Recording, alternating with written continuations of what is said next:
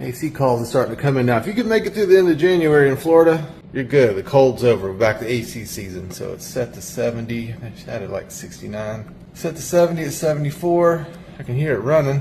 Whoa, might be that dirty filter. The switch is empty. Let's go outside and see if it's running outside. And I'll grab a new filter. And before we go outside, let's check the breaker.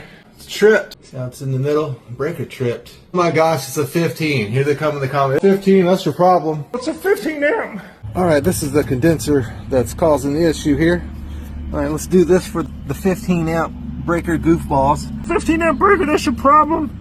Why'd you put that in when you built the place? Max circuit breaker, 15 amps. You good now, goofballs? Y'all gonna be okay? I mean, they come through the screen on me. It's weird.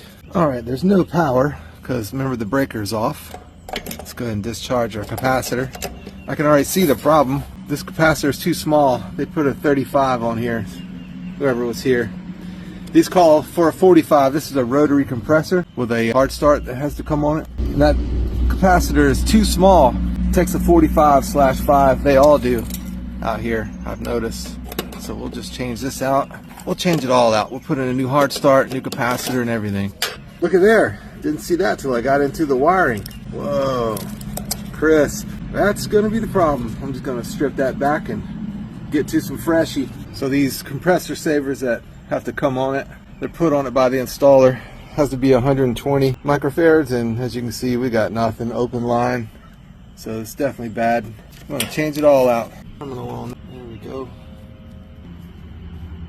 Yeah, that's gonna be good. Alright, new 45/5 capacitor. I got the compressor saver in. If it stays put, should be good to go.